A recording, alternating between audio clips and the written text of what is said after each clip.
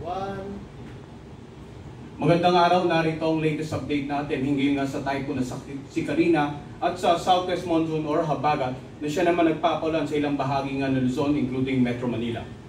So makikita natin sa latest satellite image animation na patuloy ngang kumikilos ang bagyong si Carina dito sa bahaging ito ng Philippine Sea. No? At kanina alas 10 ng umaga, ito ay nasa layo 320 kilometers silangan ng Pasco, Batanes. Ang sentro ng bagyong si Carina ay malayo pa sa kalupaan ng ating bansa. Subalit, pansinin po natin yung makapal na ulap nito ay tumatama na nga sa ilang bahagi ng Northern Luzon area.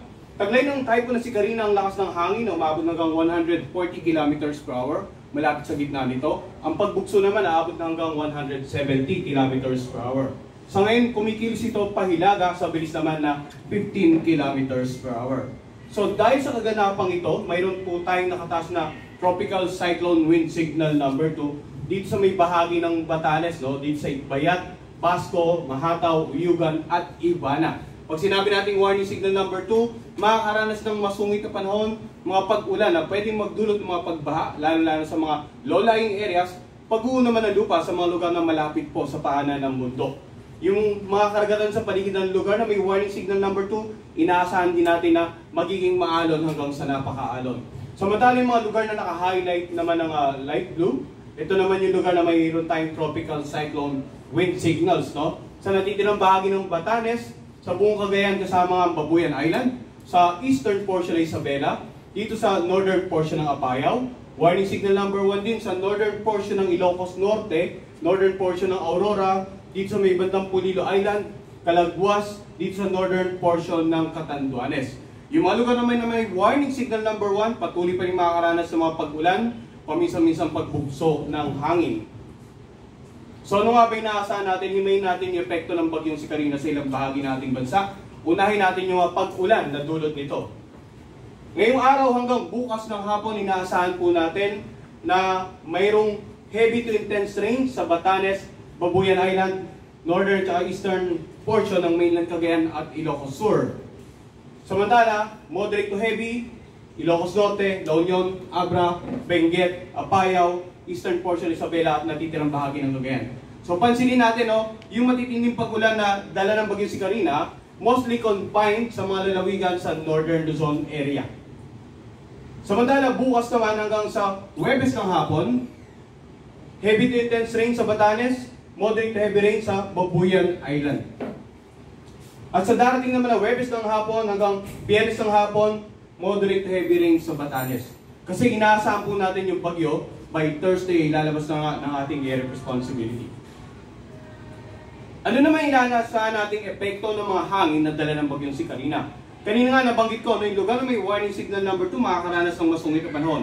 Napakalakas na hangin na pwedeng makasira ng mga ilang bahay, makapagpatumba ng mga ilang uri ng halaman, mga poste ng kuryente, pwedeng makakapagpalipad mga ilang materyales na makakapaminsala or pwedeng magdulot ng paminsala kung tatama sa atin. No? So as much as possible, stay indoors po tayong lahat sa mga lugar na may warning signal number 2. In terms of malakas na hangin, moderate to strong winds naman sa lugar na may warning signal number 1, no? Inaasahan natin pwedeng minimal to minor impact lamang ang lakas ng hangin dito.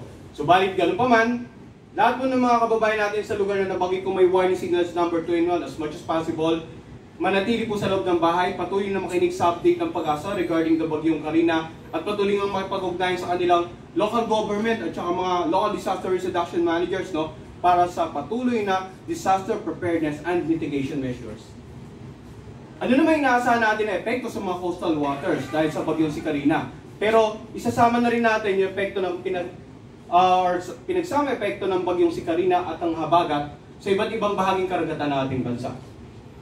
Sa ngayon, nakataas tayo ng gale warning dito nga sa mga karagatan sa paligid ng Batanes at Babuyan Island. Automatic po yan pag may gale warning, no? As much as possible, huwag nang bumiyahe ng mga uling sakyang pandagat sa mga lugar na may gale warning. Samantala, nasa naman natin ng katamtaman hanggang sa maalong karagatan dito sa northern at eastern seaboards ng northern Luzon. Dito naman sa mga lugar na walang gale warning, no? Dito sa eastern seaboard ng central at southern Luzon at sa western seaboard ng central at southern Luzon. So basically, yung titirang bahagi ng northern Luzon, ganun din dito sa mga karagatan sa paligid ng Central at Southern Luzon, inaasahan natin na magiging katamtaman hanggang sa maalon ng mga karagatan.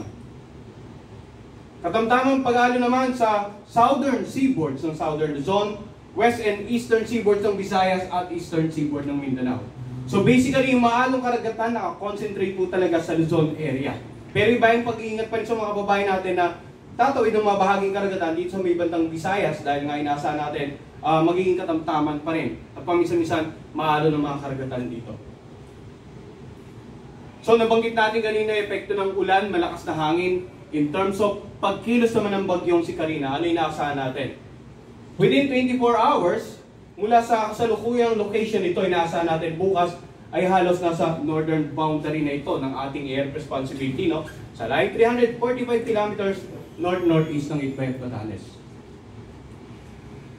Makikita natin sa forecast track sa darating na Huwebes, posibleng ang halos nasa northernmost boundary na siya ng PAR, sa layo naman na 460 kilometers north of Itbayat, Batanes. Pero tingnan po natin itong inasa nating pagkilos pag ganitong panahon, at this particular time of the year, yung movement ng mga bagyo sa ganitong direction, very favorable para sa patuloy na pag-enhance ng habagat. Kaya mamaya babanggitin natin yung mga ulan naman na dulot ng habagat. Sa darating naman na Biyernes ng umaga, inaasahan natin na tuloy na nasa labas na ating air responsibility. 730 kilometers ang layo, north-northwest ng Itbayat, Batanes. At sa Sabado ng umaga, basically, nasa natin tropical depression na lamang ito, no?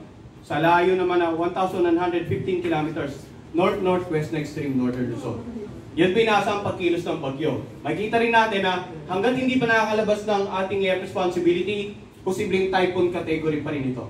Kaya patuloy inaasahan natin pag-iba ito ng habagat, patuloy itong mananatiling banta, lalo na sa mga lalawigan sa may bantang northern Luzon area in the next 24 to 48 hours. Now, kanina pinakita natin ito yung bagyong si Carina. Mapansin natin yung malawak na kaulapan nito, tumatama sa ilang bahagihan ng Luzon area, northern Luzon. Makikita naman natin dito, patuloy itong pinag-iba yung habagat or southwest monsoon na siyang nagdudulot ng mga kapal na ulap at mga pag-ulan sa natitirang bahagi ng northern Luzon, central Luzon, southern Luzon at maging sa ilang bahagi po ng Visayas area. Ano naman yung inaasahan nating paulan na dala ng habagat? Kanina binanggit natin yung mga ulan na dala ng bagyong si Carina, usually nasa mga lalawigan ng northern Luzon area, no? Ang ulan naman na dala ng habagat, makikita natin bukas, heavy to intense or ngayong araw pala, heavy to intense rains dito sa Metro Manila. Ganon din sa Ilocos Region, Abra, Benguet, Zambales, Bataan, Pampanga, Bulacan, Rizal, Cavite, Batangas at Occidental Mindoro. Yung moderate to heavy rains sa natitirang bahagi ng Cordillera Administrative Region, Nueva Vizcaya, Nueva Ecija, Tarlac, Laguna, Quezon, Occidental Mindoro, Marinduque, Romblon, Aklan, Antique. Ganon din sa northern portion ng Palawan kasama Calamian, Cuyo at Calayan Island. So pansinin natin, no, yung pag-ulan na madudulot ng habagat, usually concentrated po sa mga lugar sa western section ng Luzon at ng Visayas. Kasi nga nakita natin kanina yung kaulapan ng habagat, ang unang tinatamaan yung mga western section ng ating bansa. Bukas naman, inaasahan natin, meron pa rin heavy to intense rain sa Ilocos Region, Abra, Benguet, Zambales, Bataan at Occidental Mindoro. Dahil nga yung pagkilos ng bagyong si Carina, patuloy na magpapaibayo ng habagat. Moderate to heavy rains bukas, Metro Manila, natitirang bahagi ng Cordillera Administrative Region, Tarlac, Nueva Ecija, Pampanga, Bulacan, Rizal, Cavite, Batangas, Oriental Mindoro at Calamian Islands. At sa darating na Huwebes, moderate to heavy rains, Batanes, Babuyan Island, Ilocos Region, Apayao, Abra, Benguet, Zambales, Bataan at Occidental Mindoro. So sa mga lugar pong binanggit ko kanina may warning signal, may mga pag-ulan na dulot ng bagyong si Carina, at sa mga lugar na inaasahan nating sa kasalukuyan nakakaranas ng pag-ulan dulot ng habagat, at sa susunod na 2 hanggang 3 araw, patuloy tayong nagbibigay ng babala. Maging alerto po yung mga kababayan natin sa mga nabanggit na lugar.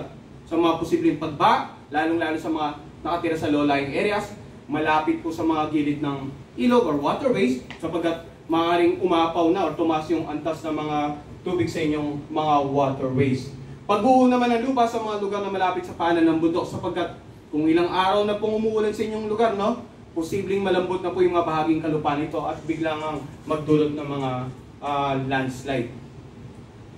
Samantala, mapapansin natin, occasionally may pagbugso rin ng hangin dito sa Metro Manila at sa ilang bahagi nga ng Central and Southern Zone dahil po yan sa habagat. Ngayong araw, pagbugso ng hangin, posibleng maranasan sa mga lugar na wala sa warning signal, Ilocos Region, Abra, Benguet, Nueva Vizcaya, Quirino, Zambales, Bataan, Aurora, Metro Manila, Calabar Zone, Mimaropa, Bicol Region, Visayas, Zamboanga Peninsula, Northern Mindanao, Davao Region dahil po sa habagat yan. Bukas may mga pagbugso pa rin ng habagat sa ilang lugar including Metro Manila, no? At sa mga karaniwan mga lugar or lalawigan sa western section nga ng Luzon, Visayas at ng Mindanao. At hanggang sa darating na Thursday, may inaasahan pa rin po tayong mga pagbugso ng hangin na dulot ng habagat. Now, yung pinagsamang epekto ni Karina at pinag-iba yung habagat, kaya nga binanggit natin kanina, posibleng magdulot ng maalon hanggang sa napaalong mga karagatan sa nakararaming bahagi ng Luzon at ng Visayas sa mga susunod na araw. Kaya antabayanan din po yung inisyu ng Pag-asa na gale warning twice a day, alas 5 ng umaga at alas 5 ng hapon.